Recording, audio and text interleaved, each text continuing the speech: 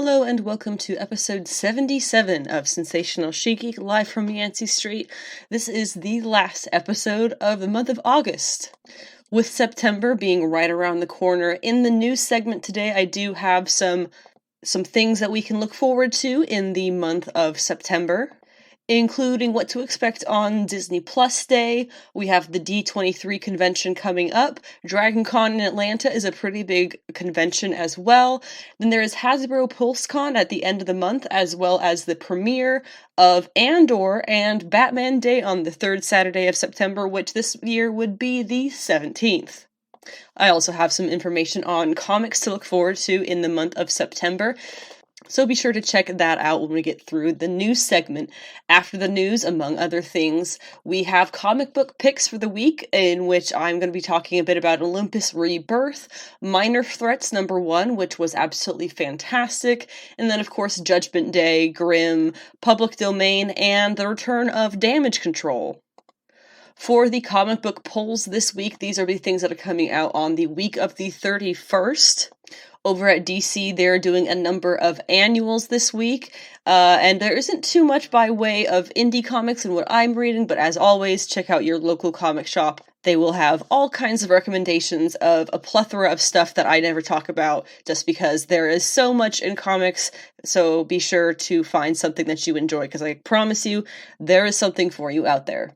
After the polls for this week, we're going to, of course, talk She-Hulk Episode 2, titled Superhuman Law, a really fun episode, and then, of course, Harley Quinn, the animated show, Episode 7, titled Another Sharkley Adventure, which was absolutely supremely ridiculous.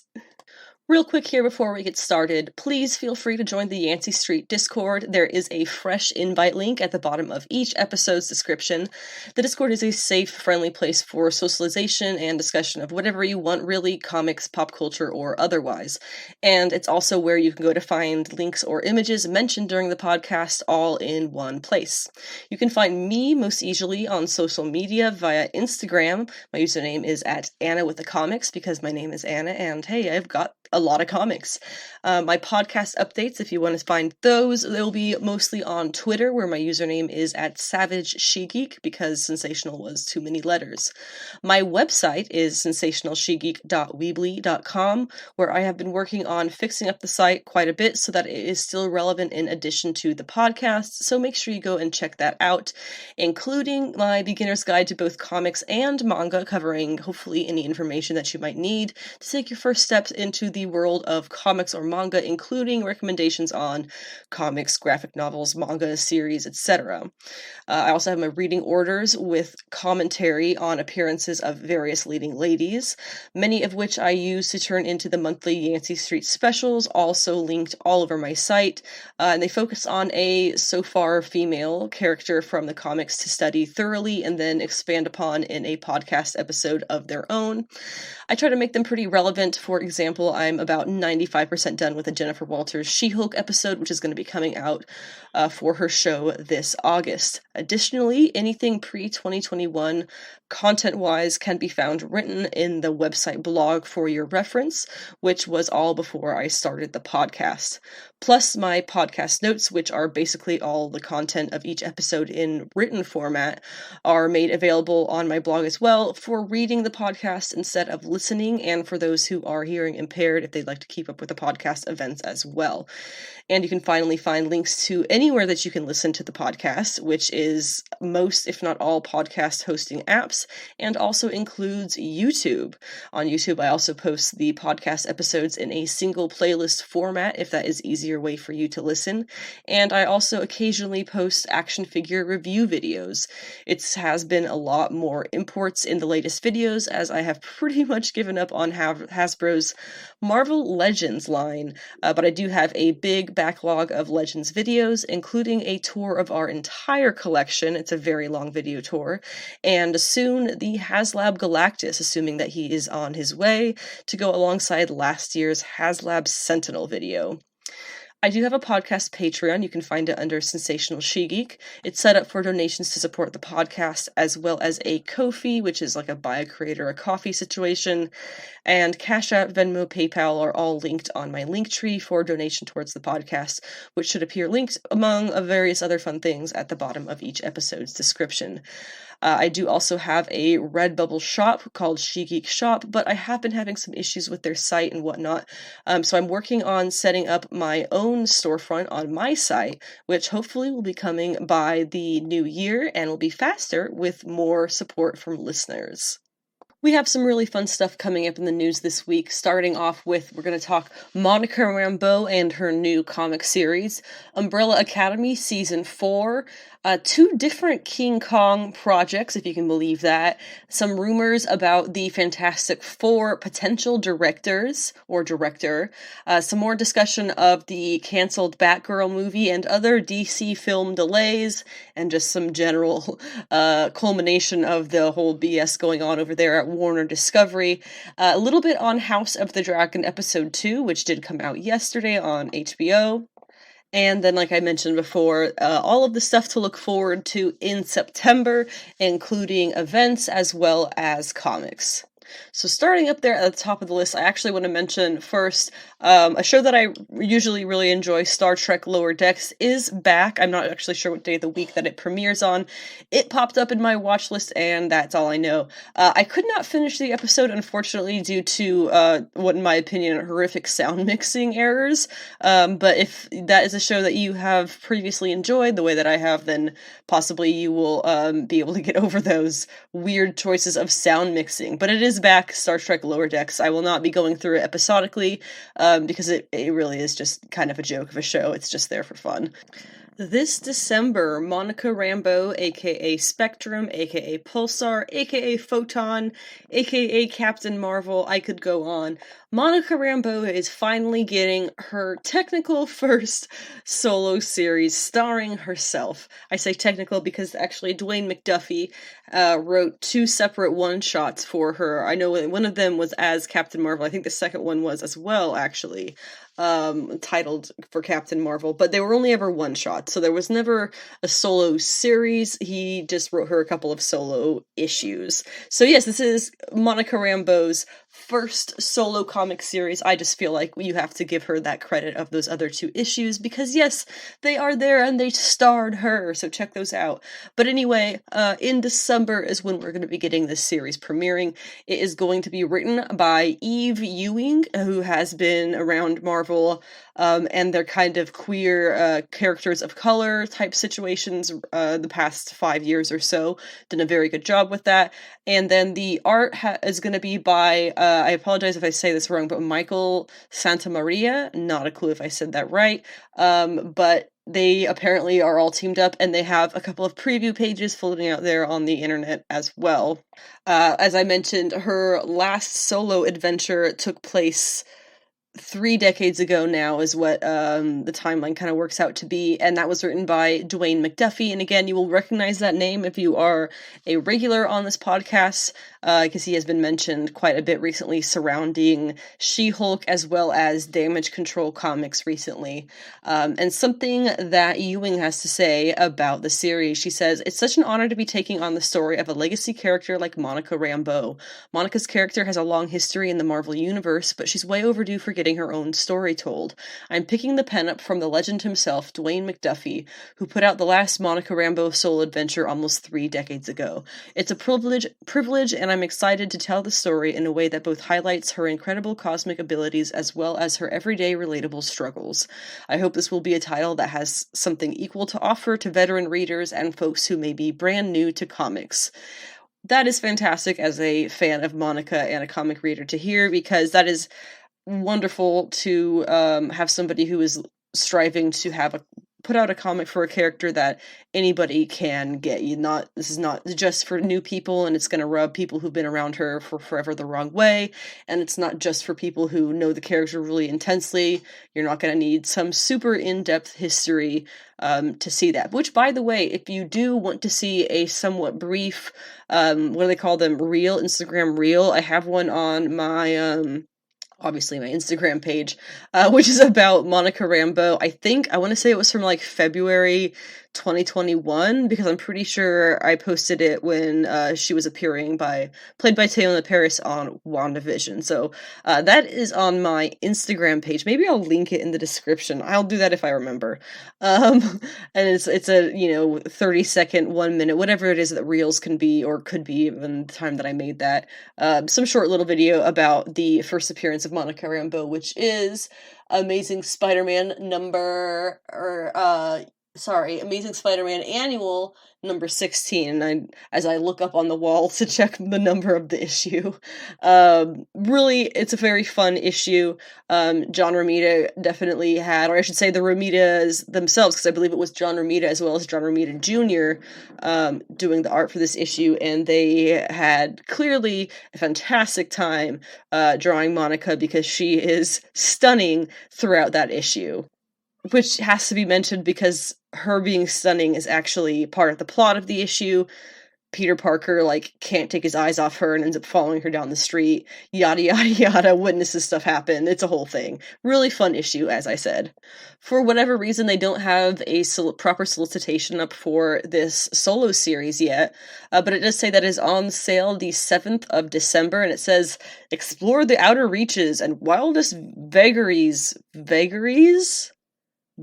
of the Marvel Universe through the eyes of one of its most powerful heroes when Monica Rambeau Photon #1 arrives in December. That's all it says. So, assuming she maybe goes off into space, not so much everyday relatable struggles then, so maybe she's doing space day trips, I don't know.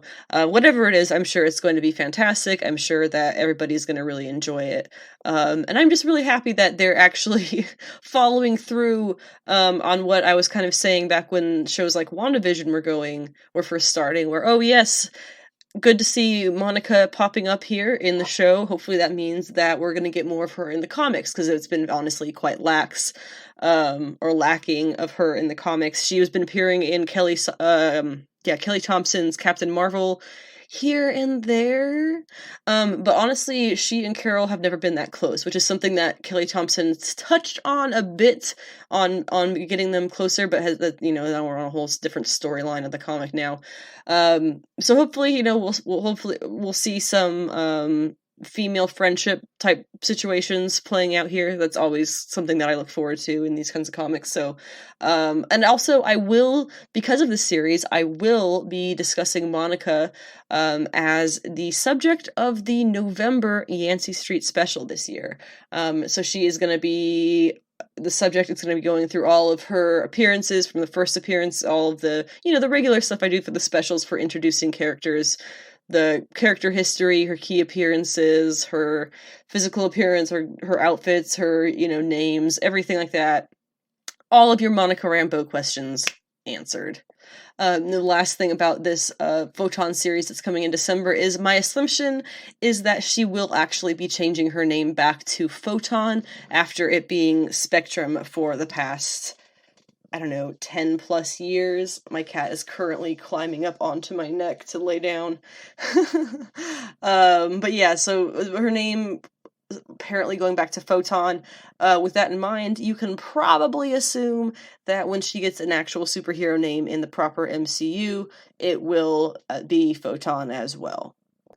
Umbrella Academy has officially been renewed at Netflix for a 4th season. However, they did announce that this will be the final season of the show as well. Honestly, this is not a surprise to me and is not really much of a loss to me. Of course, the show is great. It's a lot of fun.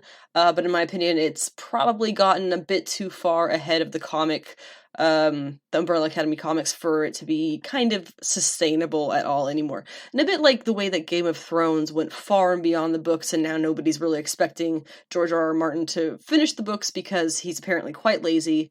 And we've seen the story end, so why should he bother doing his part? I don't know if that's his actual mindset, but I know that Gerard Way is still planning on putting out more Umbrella Academy comics, so theoretically, the comics could wrap up if he's putting out a final thing. We don't really have the details on that necessarily, but we could be getting a new Umbrella Academy comic the same time we get this final arc of the show, so we'll have to wait and see for that. The producer of the show, Steve Blackman, what a name, he had a statement that he put out about this. He says, "I'm excited that the incredibly loyal fans of the Umbrella Academy will be able to experience the fitting end to the Hargreaves siblings' journey as we began 5 years ago. But before we get to that conclusion, we've got an amazing story ahead for season 4, one that will have fans on the edge of their seats until the final minutes." So that we really don't know when that's coming out, but we do know that that'll probably be, next year and a half or so. So keep your eyes open for that. Don't hold your breath. But it will be the last bit of live action Umbrella Academy we see, hopefully to be followed by a continuing run for the comics. As promised, we do have 2 separate pieces of King Kong news here. I find it hilarious in my opinion. But one is going to be a King Kong live action Disney Plus origin series. Okay, you get all that. And the other is the sequel to the Godzilla vs. Kong movie. Completely separate entities. So, starting with the Disney Plus live action origin series. Not really sure why this is happening, I guess would be the better question, is why. I guess because they can is probably the answer to that. But it is set outside of the Monsterverse, notably. Monsterverse being, I know in the past I've said Sony, but I recently realized I was wrong. It's a Legendary Monsterverse. I think it's Warner and Legendary, actually. I'm not sure, but I know Legendary at least. Point being, I was wrong about it being Sony. Thank goodness, probably. But anyway, so now Disney has a little bit on here, not involved in the rest of the franchise movies. So that will be interesting. Also interesting is the series is going to be produced by, of all people, James Wan, who is the director of Aquaman. Okay, it's very out there in my opinion, but even more out there, or possibly equally as out there, it's going to be written by the Paper Girls showrunner, Stephanie Folsom, which, both of these things, James Wan is a great director, or I imagine producer alongside that, and Stephanie Folsom obviously did a great job writing the Paper Girls show. But it's just I just find that so random. What a random selection of creators to be involved in this Disney King Kong show. Again, James Wan, known for Warner, his Aquaman stuff, his horror stuff. I'm not sure what that came out from. And I guess Amazon is Paper Girls, so Disney's taking the heat from all different perspective audiences. But what we do know about the series so far, for Deadline, this was news broken on Deadline, they say that it will be a, quote, serialized action/adventure drama that brings King Kong into the modern age. It will explore the mythology and origin of Kong, as well as that of Skull Island and the various supernatural elements of his home.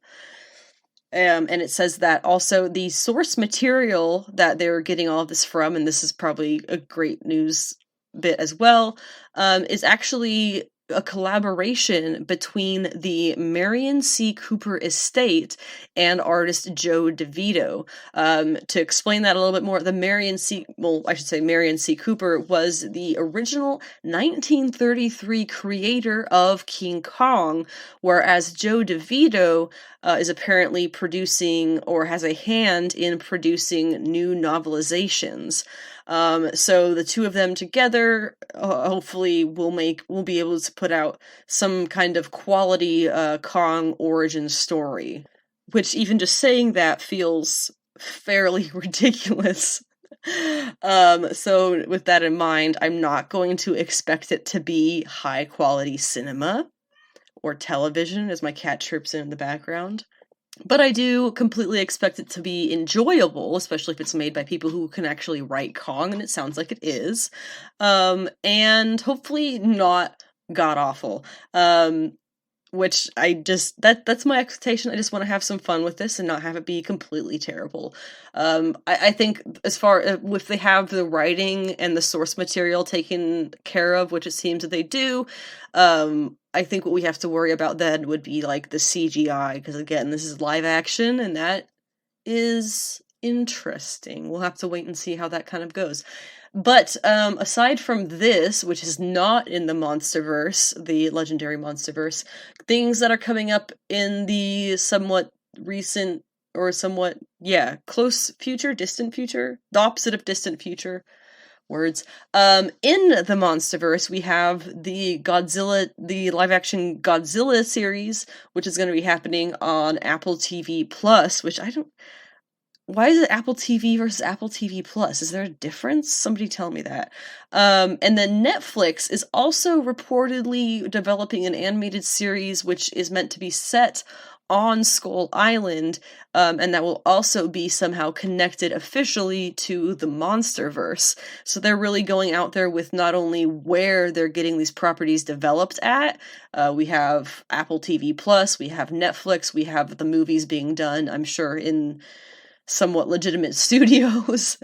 And now one of these projects is actually animated for the official Monsterverse. So I'm actually kind of excited to see what Legendary and Warner and all of that, Netflix, Apple TV, all of these people are going to be bringing us for the Godzilla and Kong properties. Of course, this Disney Plus one, not related to that. But as far as things related to the actual Monsterverse go, the sequel to Godzilla vs. Kong, as far as I know, it doesn't have a title. They've been calling it Godzilla vs. Kong 2, which, based on the description, is not an accurate name at all, because what it says is the Titans will team up to fight a, quote, colossal undiscovered threat hidden within our world. Whatever that means. But we do have a release date. It's March 15th, 2024. They are already in some kind of development for the movie because I believe the director has been posting stuff on social media about the production, so that's great. I obviously really, really enjoyed the first Godzilla vs. Kong movie. I enjoyed King of the Monsters, all of that. The human plots obviously are never any good, but are any of us there for the human side of the plot? No, we are there for big friggin' monster battles, and so if you just give us some really fun, entertaining monster stuff, I'm there. That is all I need for this Godzilla and Kong stuff, and that does extend into the Disney show, whatever that may end up being. I hope they don't try and go too much of a weird emotional way. I guess that's one way they could ruin it too, huh? For me, that would ruin it, I think. I like the big, fun, crazy, exciting monster battles and things. I'm not in this to see Kong's very depressing origin story, if that's the way that they're gonna go with this, which who knows. So the Godzilla vs. Kong sequel, it would be joining the lineup of legendary Monsterverse movies that consist so far of Kong Skull Island, which I rewatched recently. It was a really good movie, still, it holds up. Godzilla, which I think was the 2014 Godzilla, and then you have Godzilla King of the Monsters, which was Godzilla versus all the other monsters from the Godzilla lore, as well as, most recently, of course, Godzilla vs. Kong, which is, as you would have guessed, Godzilla vs. Kong, with a spicy twist of Mecha Godzilla, which I absolutely loved. It was so cool. Again, not here for the human plots, we're here for cool monster shit. But anyway, moving on. This was a bit of a brief leak, or rumor, I should say, that happened earlier this past week. We had been discussing, or rather, in the Discord, we had been discussing the potentiality of how much Fantastic Four, Marvel, MCU information we may or could be getting in any way at D23, which is coming up in the first week and a half or so of September. And a lot of people are saying, oh yeah, we're gonna get the plot, we're gonna get the casting announcement, all this stuff, the full cast and crew coming out on stage.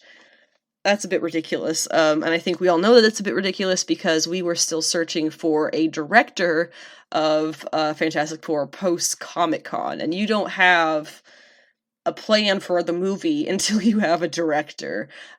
So now with this news, we may be getting an official director announcement at D23 because it has been rumored that Matt Shakman, I have no idea, but Matt, who directed the MCU's, the WandaVision series, he directed WandaVision, he is apparently in talks to direct whatever their upcoming Fantastic Four feature will be. That sounds like honestly great news to me. No matter your opinion on WandaVision, I know mostly is very positive for public opinions on that, but I know some people found it to be boring or drawn out or something like that. No matter what your opinion on WandaVision is, you have to admit that that show set out to do something and it nailed it on the head, and you have to credit that, of course, not necessarily primarily, but in large part to the director, who was this Matt guy. So if he is going to be doing the Fantastic Four, I think that's great. We saw in WandaVision that if you watched any of the behind the scenes stuff, which we did, he did a very good job in kind of like film ingenuity and getting a team together who was really good at making the experience of the 1950s and so on TV sets feel authentic. The costumes, the coloring, everything like that feel very authentic. So someone like that who has that kind of experience and drive for authenticity and a feeling of realness behind the camera, I can only see that being extremely positive with this new Fantastic Four, I'm assuming, movie that Marvel is looking to put out in the next couple of years. Because we've seen, let's see, the first, what was it? Was it a duo or a trilogy? I think it was only 2 movies, right? With the ones with Chris Evans and Jessica Alba. That one was, of course, quite goofy, as most comic book movies of that kind of era were. And then we got Fanforstic, as I call it, which was shockingly bad, in part due to the fact that you had a stellar cast on paper, and then you put them in a room together and they have no chemistry, and can't seem to put together the garbage scripts to make anything decent, which is not necessarily their fault. But that was obviously a travesty of a movie, and they tried to go way too hard with it. So having it gone both very light and very, I guess you would say, dark with Fanforstic, which, yes, is what I am going to continue calling that. Bring in somebody like this Matt character, Matt Shakman, who has done the kind of things with WandaVision that we saw him do, especially, as I said, if you've seen the behind the scenes. I think that is a good direction for this new Fantastic Four, especially since we've already seen, or we've already heard from Kevin Feige that they're not really planning on doing the whole origin thing.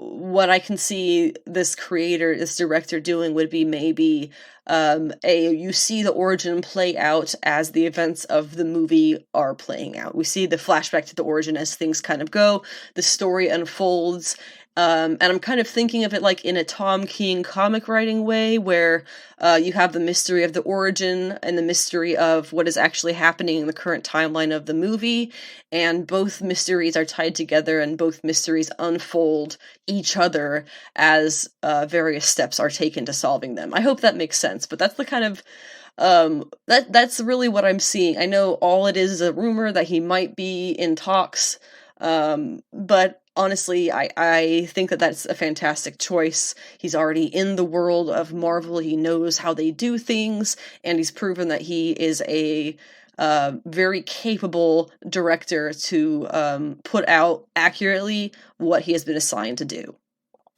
Meanwhile, on the other side of things, over at the DC Warner camp, which has been a cluster, we have some things that have been happening. Obviously, Batgirl was canceled, but we got, from multiple sources this week, we learned that there are actually screenings of the movie being done on the, I believe it is on the Warner campus, for people who worked on the movie, both cast and crew, as well as representatives and executives.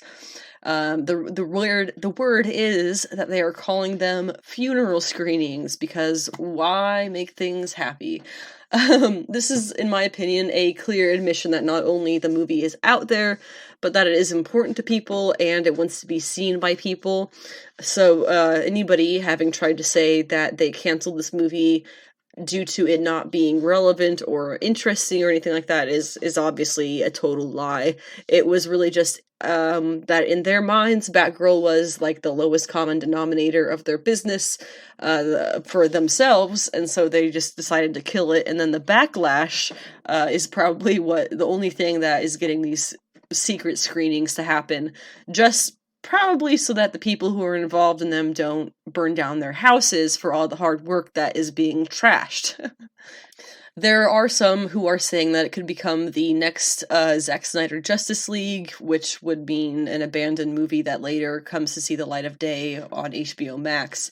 There were some articles, though, that pointed out the flaws of this possibility, and that is basically that if the studio was to release Batgirl at this point, or at any point now, it would likely run afoul of the rules that allowed Warner Discovery to claim the tax write-off for it, as well as the fact that the filmmakers, Adil El Arbi and Bilal Fallah, they do not have personally any access to the footage. We know that Zack Snyder left the Warner Studios with a laptop containing 4-hour cut of his movie. That is clearly not the same situation that these filmmakers were allowed to leave in. Yes, I am bitter and insinuating racism. But from Hollywood Reporter, they have a little quote here about the goings-on of things here, right? So several sources suggested that Warner might take the drastic move of actually destroying its Batgirl footage as a way of to demonstrate to the IRS that there will never be any revenue from the project, and thus it should be entitled to the full write-down immediately, the write-off they get from the movie being scrapped. Other sources dispute that notion, noting that there are other projects that still have footage locked away that will never see the light of day, such as HBO's first Game of Thrones spin-off pilot, Blood Moon, an hour of television that not even author George R.R. Martin has seen. There is the possibility that Warner could, down the road, decide Batgirl is worth releasing and pay back the government its tax liability. So that's basically Hollywood Reporter saying that last line there is pretty much the only way that we will ever see Batgirl publicly, which is never going to happen. Let's be honest, Warner is never going to pay the government back any kind of tax, anything. So, unfortunately, it does seem pretty much factual that we are never going to see this movie. Movies that we will be seeing, just delayed. We had 2 DC film delays this week announced. It was Shazam 2 and Aquaman 2. I had thought that actually Black Adam was in that mix, but I can't seem to find anything about it being delayed recently, so I'm going to pass on that one and say it was just these 2. For Aquaman 2, we've already talked about director James Wan, revolving around some of the Marvel stuff here, well, Disney stuff, I guess. His movie, Aquaman 2, has been pushed back from March 17th, 2023, all the way to December 25th, 2023, which is something like 7 months. No, 9 months. I can do math. And the reason for this, apparently, is that the movie needs more time in post-production. If that's a legitimate reason, then I think that's good. I'd rather you put in the more time post-production than give us something that doesn't look good. As for Shazam 2, Fury of the Gods, the original date was December 21st, 2022. It has now snatched up Aquaman 2's original release date of March 17th, so it's moved about 3 months back. Which it claims is due to the fact that Avatar 2 is apparently coming out at the same time of the original date, December 21st, and Avatar will be taking up all of the IMAX screen availability, and the Shazam director believes that his movie should be seen on IMAX screens, so they're pushing it to a more openly available theater date, I guess. That honestly sounds like bullshit to me, but we haven't been given another reason to think otherwise. But kind of attached to this, and all of the Batgirl stuff and how Warner is scrambling around with this mess, there's also a rumor going around that reportedly Warner Brothers Discovery can only afford to put out 3 more movies for the remainder of 2022. You might be thinking, how could it possibly cost them that much to put out movies? Well, marketing, all the payment that has to be made to theaters for them to, I'm sure there's stuff they pay theaters. And then there's, I mean, just marketing in itself is supposed to make up a massive amount of, I think it's something like almost the same amount as the movie is made, you're supposed to be spending in marketing for your movie. Something like that. It's ridiculous. But, or at least between marketing and between theater payouts and things, it's supposed to be, you're supposed to double the amount of money that you've spent making this movie. So I do kind of believe that if they really are scrambling for cash that badly, that they're canceling movies for the tax payoffs or write-offs, almost completely made movies for the tax write-offs, then I definitely think this is something that has some legitimacy behind it. The final thing for this weird Warner Brothers stuff that's going on, Warner Brothers Discovery stuff, the saga of Ezra Miller, I think, comes to an end, is what this would be. They have been, going all around the world, it seems, not just the country, but the world, causing chaos. I don't know how, probably private jets, I would imagine. Apparently kidnapped somebody, apparently robbed some houses, and now they have finally been brought to a meeting with the higher-ups at the company to, quote, straighten things out, or straighten out the situation, I suppose, as to keep their upcoming Flash movie, or Flashpoint movie, from being canceled. And I guess Warner is just going to sit back and accept their apology and keep going like nothing happened. Again, the man allegedly kidnapped somebody, robbed houses, and generally acted like somebody who needs mental help around the world while the public watches and waits for their movie to be canceled. But Batgirl was the one that gets canceled, with Michael Keaton. I don't know, it's just... They get no pity from me, absolutely none. And no matter what the future holds, they get no pity from me. House of the Dragon episode 2 was a fine enough episode. It was fine. I guess they're dealing with some issues now about some pirates who feed captives live to an army of crabs, which is pretty brutal. Slow death, I might add. There's some, they gotta do stuff, and they're trying to, like, oh yeah, the king's gotta remarry, and blah blah, ends up he's gonna marry Allison, is that her name? His daughter, the hand of the king's daughter is who Allison is. And everybody's like, oh, it's some big betrayal, because he's supposed to marry a Targaryen, but he's marrying this Allison chick, and Allison is his daughter's best friend and handmaiden or something like that, I don't know. But basically, it's weird inbred stuff. But anyway, the woman who from the first episode would have been queen, very, very early in the episode when we're getting the first bits of story, she apparently ended up marrying the Black Targaryen, who we've seen a couple of times in these episodes. And those two kids that he has are actually her children. I did some unfortunate Googling this week and learned that Daemon Targaryen will be marrying the little girl, who is 12, I might add, and Rhaenyra will marry the little boy. Both of those pairings end up having children, and then at some point in time, Rhaenyra and Daemon, who are uncle and niece, I might remind you, they marry each other and have kids as well. So first off, I'm going to assume that the little children, the 12-year-old children, the little boy and the girl who they're going to marry at some point and have kids with, they must have horrible deaths, because Rhaenyra and Daemon end up marrying each other, and I don't think divorces are really a thing in this world. I know what's really scary about this, though. What's really scary about this to me is the people are romanticizing this stuff. It's like Twitter just needs to be burned. I thought we all knew going into this that the Targaryens are written like this to show what an honest to God's fucked up family they are. Like, I thought that was pretty obvious. Like, yeah, uncle, and he literally grooms his niece from childhood. In the books, it's from age 8, although that's just when we meet her. You can guarantee it was younger than that. He grooms his niece and then marries her, and they have children, and that's their... What? Why are you people what? And you get these guys on Twitter who are like, oh my god, they're the cutest couple, look at how they look at each other. I'm sorry, stop romanticizing incest. That is just not okay.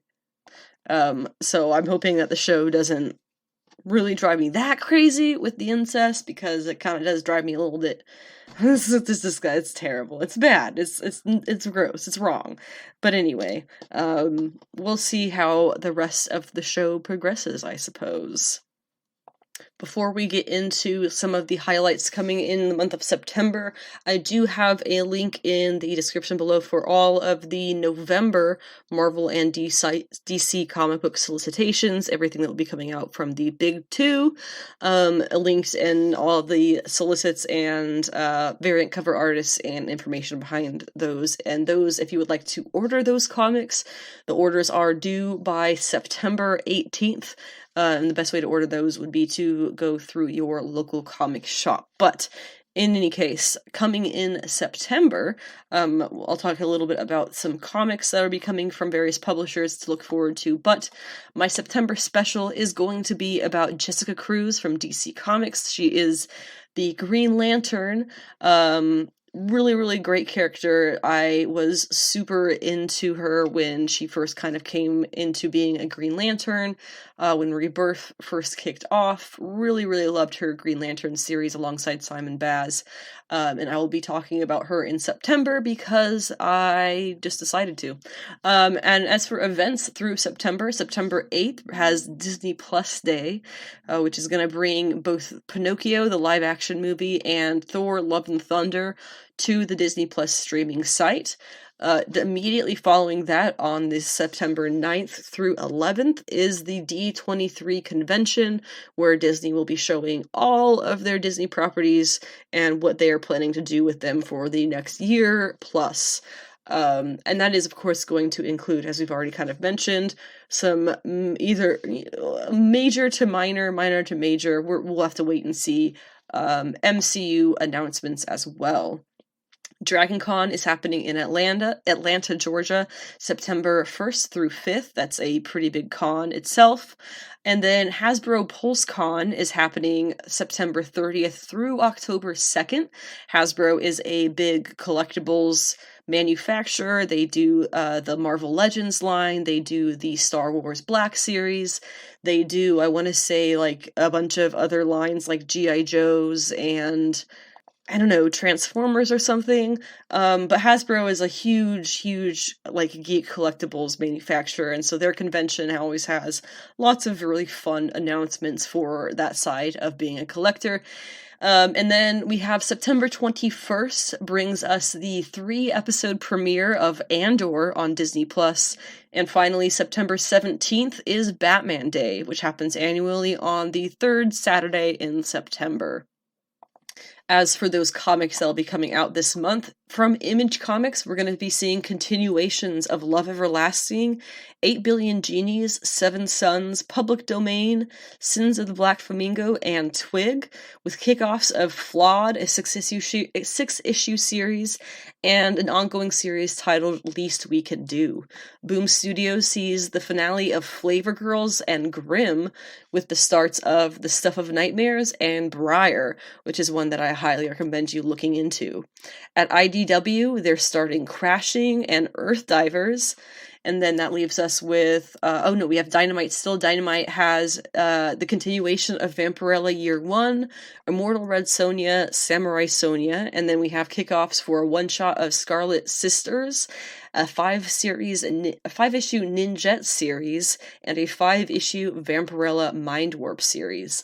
That now leaves us at the big two, where we have the continuation of Judgment Day, Amazing Spider-Man, a new writer on Avengers, that would be Mark Russell. So Jason Aaron is out, Mark Russell is in. Good time to pick up Avengers and start reading it if you've always wanted to but haven't really had the opportunity. We also have continuation of Death to the Mutants, Judgment Day, which I actually think I already said. Captain Marvel, Damage Control, Daredevil, Fantastic Four is also getting a new creator. Is David Pepose? I hope I said that right. He is replacing Dan Slott. Thank Heavens, I can read Fantastic Four again. We also see the continuation of Immortal X-Men, New Mutants, She-Hulk, Strange, Thunderbolts, The Variants, and then one-shots of Axe Avengers, Marvel Voices Community, and kickoffs for Midnight Suns 5-issue series, Exterminators 5-issue series, and the ongoing All Out Avengers. That leaves us with DC Comics, where we see the continuation of Action Comics, the finale of Aquaman Andromeda, and then more for Dark Crisis, DC's War of the Undead Gods, a new arc for Harley Quinn starting with issue 22. Then we have Human Target, the Jurassic League, Multiversity Teen Justice, a fantastic Jenny Frison Poison Ivy cover, the finale of Nubia, Queen of the Amazons, Sword of Azrael, and some one-shots. Batman vs. Robin. Actually, it's a number 1 of a 5-issue series. We have a one-shot, which is Dark Knights of Steel, Tales from Three Kingdoms, and Dark Crisis Worlds Without Justice League Wonder Woman, as well as the Harley Quinn 30th Anniversary Special, with a number of variants for Harley Quinn's 30th Anniversary appearing across DC Comics this month. And we also kick off Tim Drake Robin number 1, Batman One Bad Day Two-Face, which again is actually a one-shot, and Titans United Blood Pack 1 of 6. So there is a lot to look forward to in September. As I mentioned at the beginning, we have a good deal of really fun comic book picks this week. These are comics that premiered the week of August 24th. Starting off with Axe, Judgment Day number 3 from Marvel. Basically, it is discovered that the Celestial has basically a button you can press and destroy the whole thing, but destroying it will cause the whole thing to explode and take out many human cities in the process. Sinister ends up telling the X-Men all about this except for that last part, so they go to hunt down the Celestial and take it out, and it ends up looking like they kind of did it, and it does cause the annihilation of millions. But then it is revealed that this is actually, they're inside the Celestial's head, and it was showing them a vision of the world that if what they wanted to do was successful in their mission, they can't, basically. And so they have to stop, and they can't destroy it, and they just have to let it do its thing. So the Eternals go and decide, instead of trying to fight the Celestial, why don't we try to give it just good humanity? So they go and they wake up one of the imprisoned Eternals, Eros, aka Star Fox, who has the power to influence emotions, specifically that of love, so he can basically make all of humans really lovey-dovey, and hopefully the Celestial will be like, you know what, you guys passed my test. That's basically what's going on. Grimm number 4 is still fantastic. The Scythe of Death takes Jessica and her buddies to Las Vegas, where she is able to save a wasted bride from being wasted, but she actually just made her undead. I'm honestly not quite sure, it was a bit unclear. But then Death hijacks the bride's body for a moment to talk to Jessica, telling her where they can find him in the Hotel Inferno. They go, and when they do, they find a complete wreck of a room, and Death is there, just being an absolute mess of a person, I guess. Meanwhile, Adira, back at home base, she sends an army of Reapers out to find and destroy Jessica, telling them lies about her betraying the afterlife to spur them on. Sins of the Black Flamingo number 3. Abel the Clayman was able to save Harlow's life. He is clearly in love, but Harlow is absolutely clueless. The angel that he discovered is an idea made flesh, bound by that collar. As I understand it, he isn't actually quite real, so if they remove the collar, he ceases to be. So that's a bit complicated. Public domain number 3, the assistant who leaked the creatorship documents gets fired, of course, and they have their big lawyer meeting, which goes not the way anybody expected. The family walks away with nothing but $60,000 and the rights to make more domain comics, which is not what anybody thought that he was going in there to get, but I guess now he just gave himself more work under the expectation that people still want to read domain comics. Damage Control number 1 was actually quite disappointing. The art was completely horrendous. It was actually quite disgusting art. It was genuinely unattractive. The writing was very clearly done by a writer who is used to writing sitcoms, and that is not a compliment. I had, honest to God, better expectations than this, and I am very disappointed. It was pretty terrible. But the second story, it had 2 stories in it. It was way better. Art was still extremely meh, but it was way better, much more along the lines of what I would have expected. And what do you know? It was written by the wife of Dwayne McDuffie, who started the Damage Control comics. So, hey, that would explain why she is so much better than a sitcom writer. Minor Threats #1 is another indie one. This is by Patton Oswalt, of all people. This is from Dark Horse Comics, and it is really, really good, with actually fantastic art. Basically, a former child villain sidekick works at a villain bar. Her mom was the main villain of their pairing, but she was the one with superpowers to basically bring toys to life. She did a stint in jail after she had a kid, and only got out in the last month or so when the comic picks up. But there's this villain called the Stick Man who kind of loses it, and he kills the teenage sidekick of their Batman, basically, and all the heroes end up kind of going nuts, destroying, taking out, stealing, kidnapping, beating up all the villains in an attempt to figure out where Stick Man is. So she ends up deciding that she's going to start her own team of shitty D-list villains, and they are going to find Stickman and kill him before the heroes completely destroy their community. So I think it's a really good premise, and it was written very well as well, with great art. So 10 out of 10. Great stuff. Olympus Rebirth, on the other hand, the art was the actual literal best.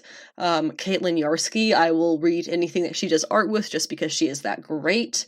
However, it was very clear that the lettering was incredibly rushed, and lacked a lot of necessary attention to detail. So that was a bit awkward.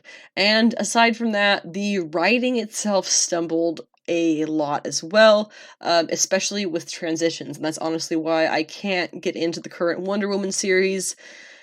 I honestly think the writing team just doesn't really jive with Wonder Woman. I just don't think they fit. But anyway, the story of this issue, it seems to pretty much fill in the gaps that there apparently are in Trial of the Amazons, with Hippolyta, who is a goddess now, going to Tartarus to free the god Chaos in an attempt to save the gods of Olympus from destruction. I didn't quite follow that logic myself, but okay, we'll go with it. Hecate had given Hippolyta some kind of warning along with a knife, saying that as Olympus faces its end, pretty much somebody is going to come and try to take over, and it's up to the 2 of us to try and stop them. Great, okay. Gets to be kind of deadly when Hera comes to talk with Hippolyta about her beef. She has major beef with Diana and Hippolyta, and it kind of kicks off properly once Chaos is free, with Hippolyta being, I guess, being confronted, is the word I'm looking for, being confronted by Hera, who tells her that she has sent agents to go and kill Diana. So then she stabs Hera, is completely horrified that she's killed Hera, and runs off. And then it turns out, of course, that this was all a trick. Hecate tricked her. None of that actually happened. She was just testing to see how far Hippolyta would go, because apparently there's going to be some stuff happening soon that they need to have each other's backs. And that's all I got for that. I'm really not sure. I guess it's going to pick up in the Wonder Woman issues, which is fine, I guess. I'm not going to be reading them, though, because, again, I am not a fan of this writing team.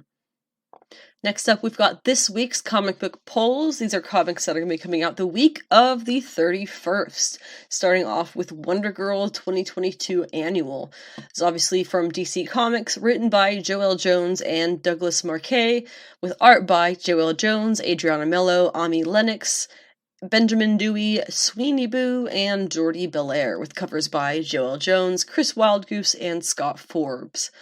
After an unforgettable visit to Themyscira, sea trial of the Amazons, Yara Flor has been crowned Wonder Girl and her Escacita tribe accepted into the Amazon sisterhood. So what now?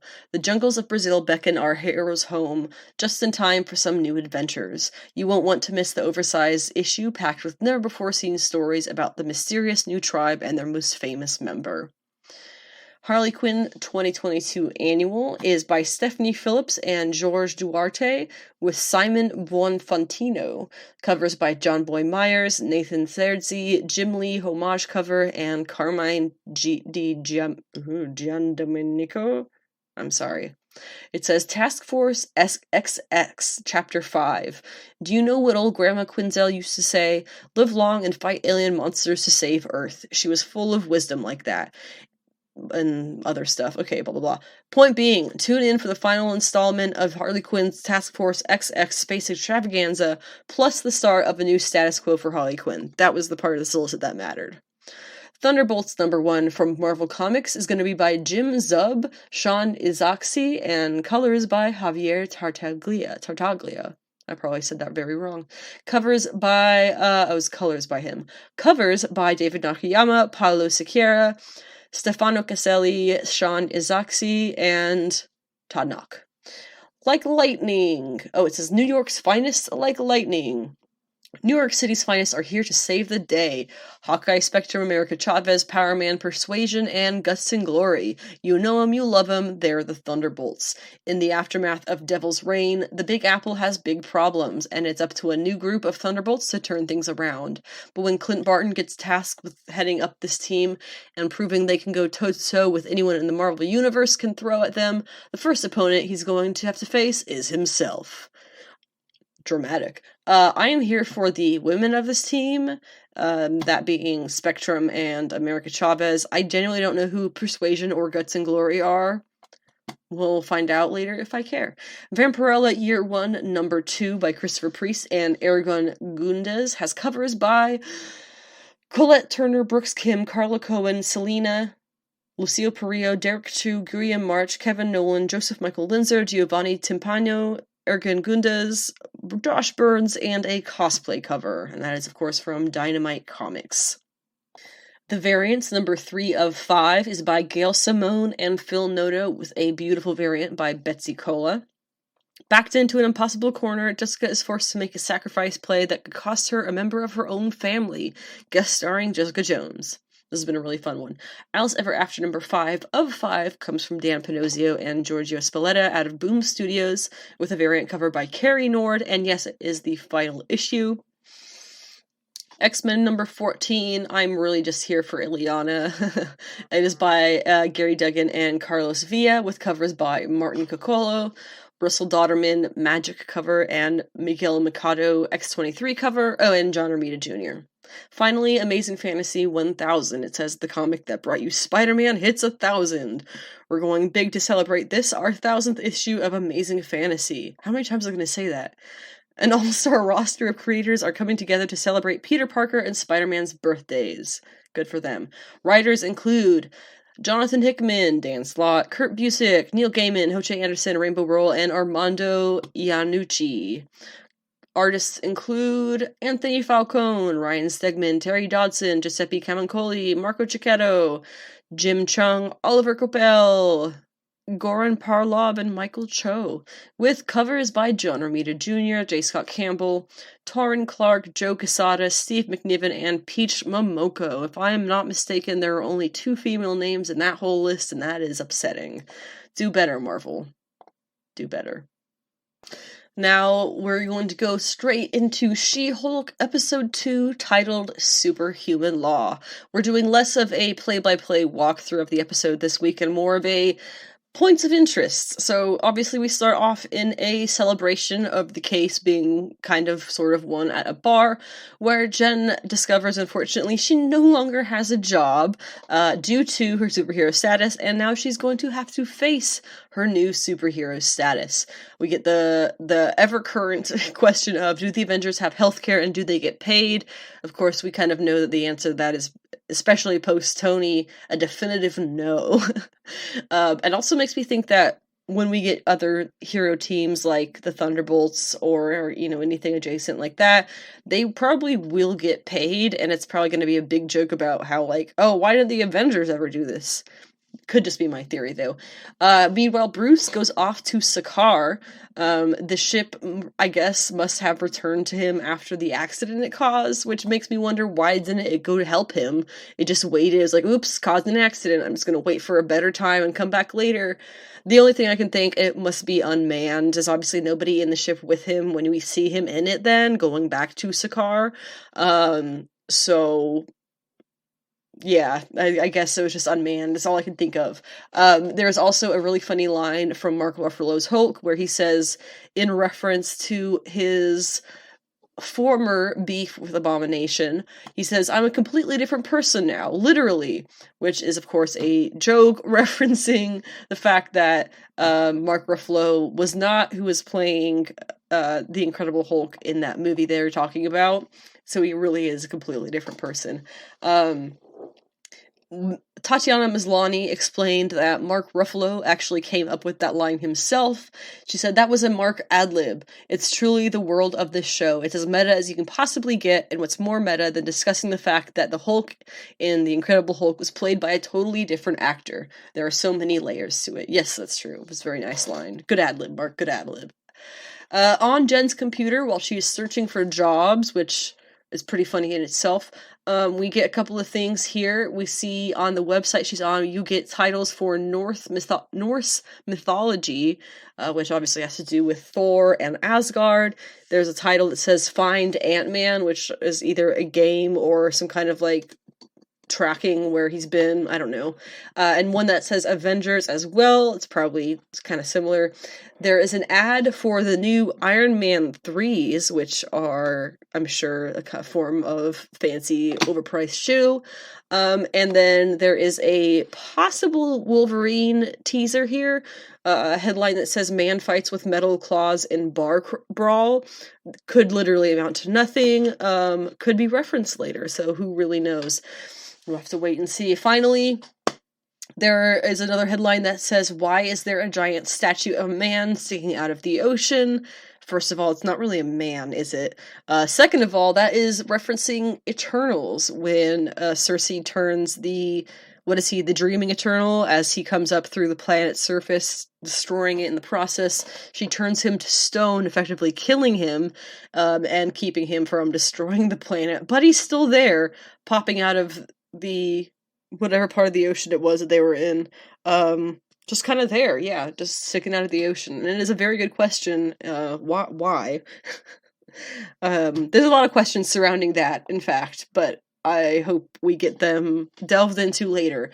The last thing we see in that whole scene, though, is that Jen's phone background is Captain America's butt. So she just seems to have a real big thing for him. At her family dinner, we meet Elaine and Morris, who are her parents. As I mentioned in the last episode, this is very interesting to me because, first off, Elaine is long dead in the comic when we first meet Jen. She was killed by, as I am putting it, drunk driver, who was a gangster of Nick Trask. Nick Trask was a gangster himself. And her father, Morris Walter, I got it backwards, was actually the sheriff of the LADP department. Or just, I guess, LAPD, LAPD department. He was a sheriff, and it doesn't really seem that he is the sheriff of the show. I think that would be pretty obvious if he was. But the fact that both of her parents are alive is interesting to me, because why? Why make that change? You could have easily just said, oh yeah, her mom died years ago and she just has her dad. Was that because they're trying to fight the whole Disney dead mom thing that people always joke about? I don't know. My personal theory is kind of the obvious one, that one or the other of her parents are going to end up killed in the, or mortally wounded or something, in the events of her being She-Hulk. Her father also brought up a really good question about Hawkeye, who she has not met yet, but who she has a really rough, like, frenemy type relationship with as Avengers teammates in the comics, but he asks, where do Hawkeye's arrows go? Does he pick them up when the battle is over? It is a very good question, and I think it's something that has been made fun of quite a bit in terms of the Avengers comics and movies when it comes to Hawkeye, and it was even, I want to say, very, very lightly touched on when you see Hawkeye run out of arrows in one of the Avengers movies, and I think that was kind of a joke about that, so it kind of works. We also meet Ched, who is Bruce and Jennifer's other cousin, I guess. It's weird that there's only 3 of them, because in my family there's 26 of us. I am not making that up. My mom is one of 11. But yeah, Ched is the cousin who they were joking about being the other genius in the family. And obviously when you meet him, he's clearly not a genius. He is just the manager of the local Best Buy. He's played by Nicholas Carrillo, or possibly Cirillo. And lots of people are wondering, what is Ched short for? Chedwick? Oh my god, is his name Cheddar? That's what it is. His name is Cheddar. It's definitely Cheddar. Okay, moving on. GLK and H, the lawyer offices from the comics that Jen works for most of her career. She does end up getting hired she ends up getting hired to be a part of their superhero or superhuman law division by Holden Holloway himself, but he specifically wants her to be the face of this division as She-Hulk, which is interesting because in the comics he does want her as the head of their superhuman law division, but specifically as Jen. So this is an interesting little flip that they did, and that makes me wonder, there must be a reason behind that. Also, we see that their logo is pretty much a variation on the first She-Hulk titles that we saw when they were putting out images for the show. It was kind of that weird Law and Order kind of cut in the word. That is what the GLK and H logo looks like as well. Of course, Nikki is her paralegal. She's brought her to this new office with her. We have not had it confirmed yet that Nikki hired Titania to bust into that courtroom in the last episode, so Jen would end up having to publicly become She-Hulk. But what we can assume, I mean, I just feel like it becomes more and more obvious that that's what happened, because we also find out in this episode that Titania is a social media influencer, or something like that. So why would she be just busting into a courtroom? Because somebody told her it's a big PR move, and that's just waiting for that to be confirmed now. We also meet another of the Superhuman Law office workers, who is Pug. Frankly, a completely random choice from the Dan Slott She-Hulk, in my opinion. He was basically he had a big crush on Jen for forever, never noticed. He basically got friend-zoned, so to say. But his whole, shtick, I guess, is that he was saved by Spider-Man and then decided to dedicate his life to helping superheroes because of that, in return for that, I guess. So that's his whole shtick. He big crush on Jen, which I feel like they picked the perfect actor to have a big stupid crush that nobody notices, or that the girl doesn't notice, it's kind of works out for that, I think. But also, reading up on the character of Pug, it taught me that Jen in the comics had a pair of fish named Rosencrantz and Guildenstern, which I feel like mentioning now and find hilarious because actor Tim Roth, who is playing Abomination, he played Rosencrantz in Rosencrantz and Guildenstern Are Dead alongside Gary Oldman. So, really good movie, and that would be a really fun reference for them to slip in here somehow. And apparently the Pug from the comics does not really have a happy ending. He manages to get over his feelings for Jen by accidentally tying himself to the witch Morgan Le Fay, who is herself quite nefarious, so sorry, Pug, you don't have too much of a good future ahead of you. And they could always change things, right? But my guess is that they're going to stick with that origin for him, that he was saved by some superhero or another, and that is why he has dedicated his life to helping superheroes by way of law. Finally, we see Jen going to visit Emil Blonsky in the DODC prison. I guess this was part of the whole deal before she agrees to take on his case. She's going to meet him and talk to him, blah, blah. There is a Silence of the Lambs reference. When she goes in, she makes a joke about fava beans and a nice Chianti. That is a line that Hannibal Lecter says to Clarice, talking about eating her. Nice stuff. But what's really interesting about the scene to me is when she finally gets in there and talks to Emil Blonsky.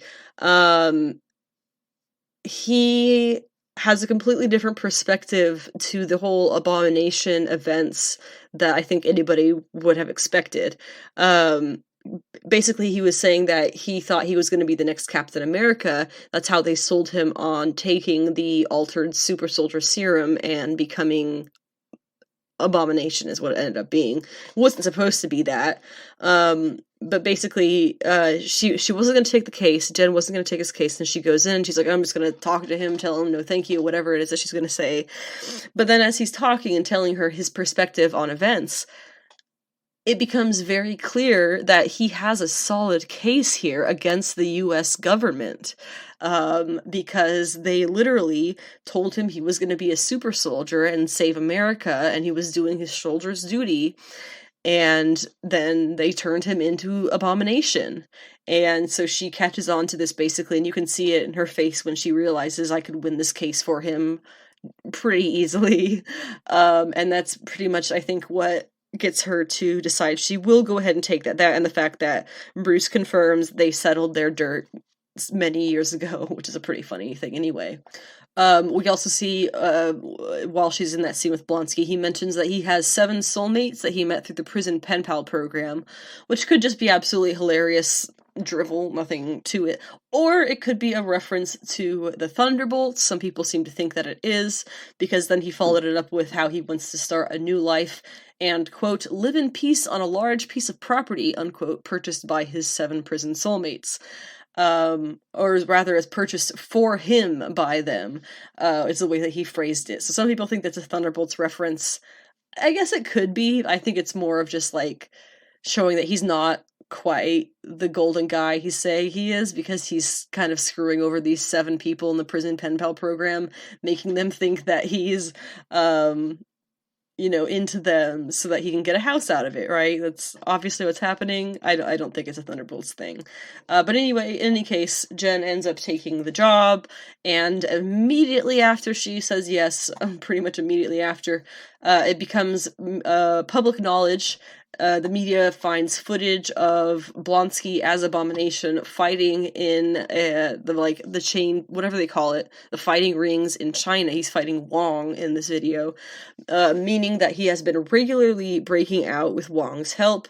And now that is public knowledge that this high security prison has been accidentally allowing their number 1 inmate to regularly escape to nobody's knowledge. And now everybody in the world knows that.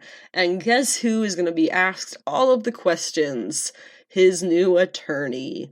So obviously that's why Wong's going to get brought into the series, because she's going to have to tell him, dude, stop breaking Blonsky out of prison. And I'm also very excited to see the interactions between Wong and Blonsky, because we obviously saw them very briefly post-fight, or I should say post-bout, because they weren't actually angry with each other in any way. They're actually kind of on the same team.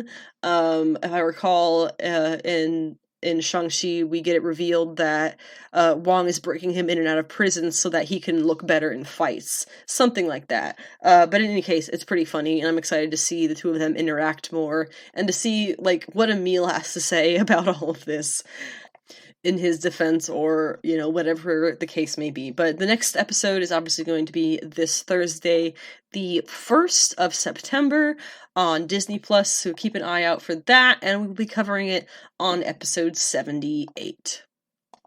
The last thing we're covering here, pretty briefly, as the last few episodes have been, is Harley Quinn episode 7, titled Another Sharkley Adventure. In this episode, we see that Ivy is still looking through the green for Frank, which she does start to look mildly reminiscent of Queen Ivy from the comics while doing so I'm kind of curious if she's, like, opening up new abilities. I'd be into that. They do know that Bruce Wayne is the one who has Frank, but they obviously don't know that Bruce Wayne is Batman, so they use Selina, who just broke up with him, to try and trick Bruce into getting Frank back for them. It's a whole thing. Selina doesn't... She's kind of the quintessential Selina for me at this point. I think any other version of Selina Kyle is just going to be a disappointment compared to this one. She is fantastic. But anyway, so they're trying to get Frank back still, basically, is what that entire side of that plot is. Meanwhile, King Shark, which is just his name, not his title, the Shark Kingdom, they are going through some stuff. So their actual king is dead, and his eldest son, King Shark, doesn't want to rule, so King Shark goes undersea for a shark ceremony. How many times am I going to say shark in this episode? To pass rulership over to his younger brother, whose name I don't know. But as king, his younger brother is going to sell the kingdom to Black Manta, or was it Ocean Master? But anyway, they have a big fight to the death with our guy, King Shark, coming out on top, killing his own brother. So good times as always. I don't honestly recall if he's gonna have to be king now, but I'm excited for the next episode. It too will be premiering on HBO Max this Thursday, September 1st. And that wraps up this week's episode of Sensational She-Geek live from Yancey Street. Thank you very much for tuning in to whatever portion of the podcast you were able to tune into.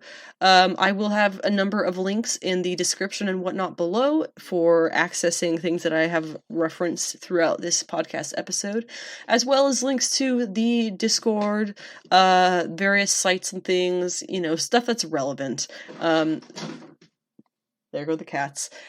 So we will be back next Monday for episode 78, in which we will be covering the first news of September, whatever that will be at that point, comic book picks from the week of the 31st, as well as polls for the subsequent week of the 8th. Wow, really? 7th. Okay, 7th, it's still. And then we're going to be talking episode 3 of She-Hulk and episode 8 of Harley Quinn. So stay tuned for all of that. Make sure you check out the podcast notes on the website if you wanted to clarify anything. And definitely listen to my She-Hulk companion podcast episode, which is over 2.5 hours long, of me talking about Jennifer Walters' She-Hulk in the comics, all of her history, pretty much absolutely everything you could possibly want to know about her. I have put together as like this insightful, I was going to say little podcast. It's a long podcast, but I'm very pleased with how it turned out. So if you would like to either you can listen to that, you can follow along with the written portions of it, however you like, but be sure to check it out because it is going to tell you all about She-Hulk. So we'll see you guys next week for episode 78. Stay cool out there. We've got another really, really big heat wave coming through this week, so make sure you stay hydrated, you hippies, and enjoy your last little bits of summer refusing to go away here.